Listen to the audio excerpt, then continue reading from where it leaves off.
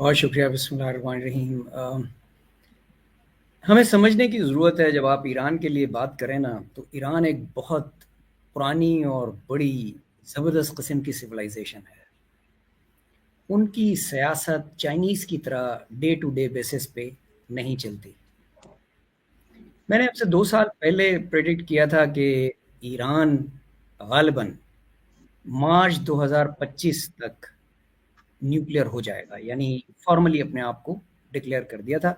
اور یہ میں نے اس لیے کہا تھا کہ اپریل 24 میں جارج ٹاؤن یونیورسٹی کی ایک کانفرنس میں جو مڈل ایسٹ پہ ہی تھی، میں اس میں شرکت کر رہا تھا. تو وہاں کچھ ایرانین ڈیلیگیشنز آئے تھے اور ان سے جب بات ہوئی تھی تو انہوں نے مجھے کنٹیسٹ کیا. انہوں نے کہا کہ doctor not March 25 may be earlier than that. So آپ دیکھیں وہ اس پوزیشن میں تھے تو انہوں نے یہ بات کی، ادروائز انہیں ضرورت نہیں تھی یہ بات کرنے کی.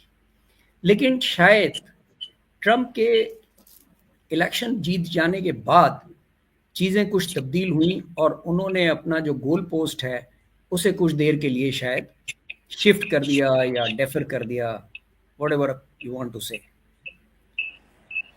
ایران کی سیاست کو سمجھنے کے لیے ضروری ہے کہ اس کے صبر کو سمجھا جائے، کیونکہ پچھلے کچھ عرصے میں ایران کو بہت نقصان ہوا ہے. اس کے تمام proxy leaders, so called proxy leaders جو ہیں وہ شہید کر دیے گئے، ایک ایک کر کے ان کو نشانہ بنایا گیا. سو مچ سو کہ ان کے پریزیڈنٹ کا ہیلی کاپٹر بھی گرایا گیا.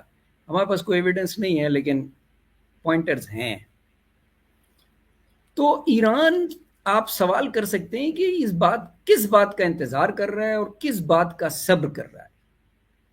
ایران صبر اس بات کا کر رہا ہے کہ ایران خود انیشیٹ نہیں کرنا چاہتا کانفلکٹ کو یا ہاٹ کانفلکٹ کو یا ملٹری انگیجمنٹ کو ود اسرائیل. خود سے انیشیٹ نہیں کرنا چاہتا. اوور دا ایئرز ایران کی جو ڈیفنس انڈسٹری ہے، لوگ حیران ہو جائیں گے سن کے کہ وہ اتنی ماڈرن ہے، اتنی ڈیولپڈ ہے despite sanctions and economic woes. اور وہ یہ ڈسرپٹیو ٹیکنالوجیز میں اتنا آگے نکل گئے ہیں، خاص طور پہ کلر ڈرونز میں، کہ آپ تصور نہیں کر سکتے. thousands and thousands of killer drones they already have armed and ready to be launched. لیکن وہ یہ کام کرنا چاہ رہے نہیں ہیں کیونکہ انہیں نظر آ رہا ہے کہ ٹرمپ چونکہ ایک بزنس مین ہے اور وہ جنگ براہ راست نہیں چاہتا. جب تک اس کو بزنس ڈیل مل رہی ہے وہ جنگ نہیں کرے گا. جب اسے کوئی بزنس ڈیل نہیں ملے گی تو وہ جنگ کرے گا، کیونکہ جنگ سے بھی ان کو فائدہ ہوتا ہے، ان کا آرمز اکوپمنٹ بکتا ہے. اب پاکستان انڈیا کے ریسنٹ یہ مئی 25 کے کلیشز نے ریجنل سچویشن کو یکسر تبدیل کر دیا. ہاٹ وار جو اسرائیل اور ایران کے بیچ ہو سکتی تھی اسے پاکستان نے اور بالخصوص پاک فضائیہ نے یکسر تبدیل کر دیا، بیکاز بھارت کی طرف سے اسرائیلی ویپن سسٹم استعمال ہوا، فرینچ ویپن سسٹم استعمال ہوا، لیکن چائنیز ویپن سسٹم نے اور پاکستان کی ہمت اور حکمت نے جو کارنامہ سر انجام دیا اس سے لوگ ششدر ہیں، ابھی تک شوق میں ہیں. لیٹ می ٹیل یو، ابھی تک شوق میں اسرائیلیز کہ یہ کیا ہوا. کیونکہ جو ویسٹرن ورلڈ ہے انہوں نے تو انڈیا کو تیار کیا تھا چائنا کے ساتھ مقابلہ کرنے کے لیے. اب وہ اس وقت یہ سوچ میں پڑے ہوئے ہیں کہ بھائی یہ تو پاکستان کو نہیں سنبھال سکے، چائنا کا مقابلہ کیسے کریں گے. اور ایران کو اس وقت بھرپور حمایت حاصل ہے رشیا اور چائنا دونوں کی. اور جب ویسٹرن انالسٹ کہتے ہیں، اور یہ حسنین صاحب شاید اس چیز کو وہ ایگری کریں اس پہ، جب وہ کہتے ہیں نا کہ چائنا از رائزنگ، تو میں انہیں کہتا ہوں نہیں، China is already reason. Please ٹھیک. تو اس لیے میں یہ عرض کروں گا کہ ایران اس وقت جس تحمل کا مظاہرہ کر رہا ہے اس کی ایک بڑی وجہ یہ ہے کہ وہ انیشیٹر نہیں بننا چاہتا, بیکاز امبیسڈر صاحبہ نے بھی کہا کہ وہ این پی ٹی کے ساتھ کمپلائی کرتا ہے, اس نے این پی ٹی کی کوئی وائلیشنز نہیں کی, آئی اے ای اے کی انسپیکشنز کی کوئی وائلیشنز نہیں کی, اس لیے وہ انیشیٹ نہیں کرنا چاہتا اس وقت. بہت امپورٹنٹ آپ نے نقطہ اٹھایا. آپ فرما رہے ہیں کہ جو اسرائیلی ویپنری کا استعمال انڈیا نے کیا ہے اور ناکامی اسے ملی ہے, اس سے ایران کو ہمت مل گئی ہے ان کے ساتھ ذرا سیدھے ہو کے کھڑے ہونے کی. Is that what you're saying? اس میں کوئی شک نہیں, اس میں کوئی شک نہیں ہے.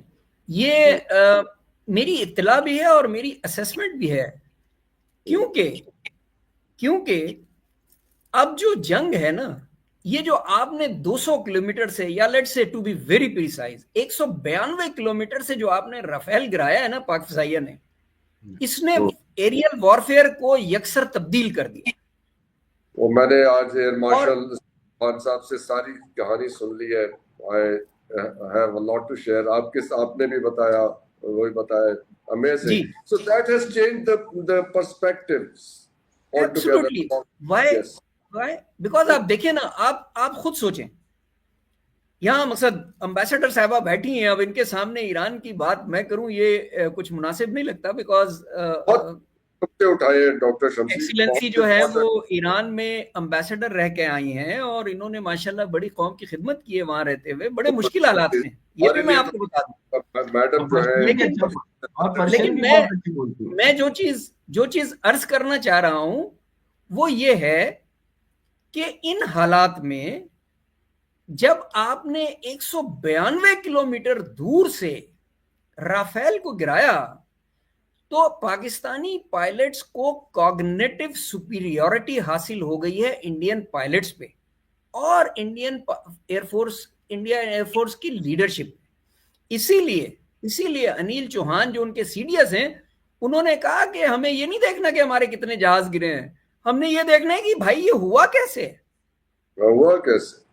جی. اور اگلے 2 دن 8 مئی 9 مئی 2 دن اتنی بڑی فضائیہ جس کے پاس 1450 جہاز ہیں وہ گراؤنڈڈ تھی.